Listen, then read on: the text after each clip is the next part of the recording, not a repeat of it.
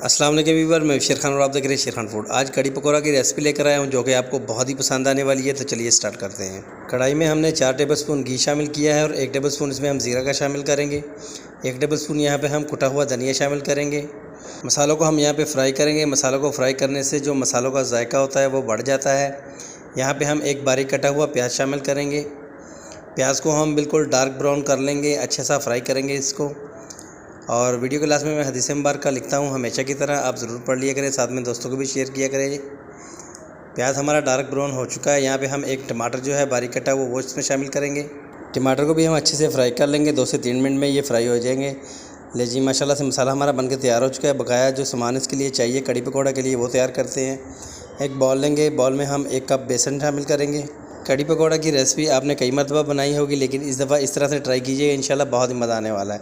यहाँ पे हमने आधा किलो दही यानी 2 कप दही हमने ली है और एक टमाटर की पेस्ट हमने बना ली थी वो इसमें शामिल कर देंगे। लहसुन का पेस्ट जो है हमने 2 टेबलस्पून इसमें शामिल करना है, क्योंकि लहसुन का इसमें बहुत ही ज़बरदस्त किस्म का टेस्ट आता है। नमक हस्बे जायका लेंगे और हल्दी जो है यहाँ पे हम 1 टीस्पून शामिल करेंगे। लाल मिर्च पाउडर वो भी 1 टीस्पून शामिल करेंगे। कुटी हुई लाल मिर्च जो है वो भी 1 ही टीस्पून डालेंगे इसमें। और इनको अच्छे से, इन सारे मसालों को अच्छे से मिक्स कर लेंगे। इन मसालों को आप ग्राइंडर जार में भी डाल के मिक्स कर सकते हैं या मिक्सी में भी मिक्स कर सकते हैं, लेकिन यहाँ पे हम हाथ से ही करेंगे इसको। 3 कप इसमें हम पानी का शामिल करेंगे और मज़ीद इसको अच्छे से मिक्स करेंगे। और ये बिल्कुल हमारा रेडी हो चुका है यहाँ पे। और चलते हैं अपने कढ़ाई की तरफ। कढ़ी के लिए जो दही मसाला हमने तैयार किया है वो इसमें शामिल कर देंगे और चमचे से एक दफ़ा इसको हिला लेंगे ताकि नीचे ना लगे ये। और दोबारा इसके ऊपर हम ढक्कन लगा देंगे, बिल्कुल लो आंच पे, जो दम वाली आंच होती है, ढक्कन लगा के तकरीबन 20 मिनट तक हम इसको इसी तरह पकाएंगे। 20 मिनट हो चुके हैं यहाँ पे और कड़ी माशाल्लाह हमारी तैयार हो चुकी है। अब इसके लिए पकोड़े बनाने हैं हमने बिल्कुल क्रिस्पी किस्म के। तो 1 कप बेसन हम लेंगे और 1 आलू जो है हमने दरमियाने साइज़ का उसको कद्दूकश कर लिया है इस तरह से बारीक बारीक सा, ये इसमें शामिल कर देंगे। पालक की जो है 4 से 5 पत्तियाँ हमने वो भी चॉप कर ली हैं बारीक, वो भी इसमें शामिल कर देंगे। 1 बारीक कटा हुआ प्याज दरमियाने साइज़ का वो भी इसमें शामिल कर दिया है। 1 टेबलस्पून इसमें हम साबुत धनिया शामिल करेंगे। 1 टेबलस्पून इसमें कुटा हुआ धनिया शामिल करेंगे। 1 टीस्पून ज़ीरा शामिल करेंगे। 1 टीस्पून कुटी हुई लाल मिर्च शामिल करेंगे। नमक अपने हिसाब से हस्बे जायका लेंगे और इन मसालों को हम अच्छे से मिक्स कर लेंगे।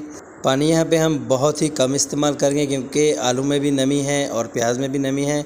तो ये देखिए मैं आपके सामने कितना थोड़ा थोड़ा करके डाल रहा हूँ ये पानी। जब ये मसाला थोड़ा सा आप इसमें हाथ चलाएंगे तो इंशाल्लाह ये मसाला सारा नरम हो जाएगा। मसाला बनके हमारा तैयार हो चुका है। अब चलते हैं इसके फ्राई की तरफ। ये देखिए मसाला बिल्कुल रेडी हो चुका है, इसको फ्राई करेंगे और इसके अच्छे अच्छे पकौड़े जो है क्रिस्पी किस्म के हम बना लेंगे। ये देखें हाथ को मैंने थोड़ा सा पानी लगा लिया था, इस तरह से मसाला उठाएंगे और थोड़ा थोड़ा करके हम इस तरह से पकोड़े की शेप इसको देंगे और गिराते जाएंगे मसाले को। बहुत ही आसानी से ये क्रिस्पी पकोड़े हम बना लेंगे। और कड़ी के लिए भी हमने तड़का भी तैयार करना है, आपने वीडियो को स्किप नहीं करना।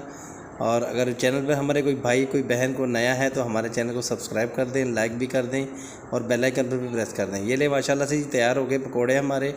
कड़ी में हमने इसमें डाल दिया है। अब तड़का तैयार करते हैं। इसमें हम एक लेंगे तेज़पात यानी कि कड़ी पत्ता और 8 से 10 मिर्चें जो गोल होती हैं वो लेंगे। ½ टीस्पून इसमें हमने लाल मिर्च पाउडर शामिल कर दिया है। अब थोड़ा सा इसको इस तरह से हिलाएंगे और अपने कड़ी पकौड़े के ऊपर इसको डाल देंगे और अब इंशाल्लाह इसको मज़े ले लेके खाएंगे।